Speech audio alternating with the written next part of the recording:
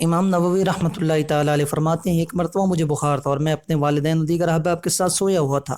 رات کے پچھلے پہر اللہ تبارک تعالیٰ نے مجھے شفا عطا فرمائی تو میں اپنے آپ کو پرسکون محسوس کرنے لگا۔ پھر میں ذکر الہی میں مصروف ہو گیا۔ کبھی کبھی میری آواز بلند ہو جاتی تھی۔ اتنے میں نے ایک خوبصورت بزرگ کو حوض پر وضو کرتے دیکھا۔ وضو سے فراغت کے بعد وہ میرے پاس آئے اور کہنے لگا، اے میرے بچے، تو ذکر الہی بند کر دے، موقوف کر دے، کیونکہ اس طرح تیرے والدین اور دیگر گھر والوں کو تکلیف ہوگی۔ میں نے کہا، اے شیخ تو کون ہے؟ سے کہا، اس بات کو چھوڑو کہ میں کون ہوں، بس میں تیرا خیر خواہ ہوں۔ یہ سن کر میرے دل میں یہ بات آئی کہ یہ ضرور ابلیس لعین ہے۔ میں نے اعوذ باللہ من الشیطان الرجیم پڑھی، بلند آواز سے ذکر کرنے لگا۔ ابلیس لعین مجھ سے دور ہوا اور دروازے کی طرف چلا گیا۔ میرے والد محترم اور دوسرے لوگ جاگ گئے۔ دروازے کی طرف گیا تو اسے بند پایا۔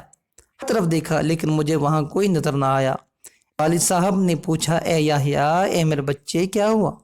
صورتحال بتائی تو سب کو تعجب ہوا اور ہم سب مل کر اللہ تبارک تعالیٰ کا ذکر کرنے لگے۔ دوستو، وقت کے قدردان کبھی بھی اپنا وقت ضائع نہیں کرتے۔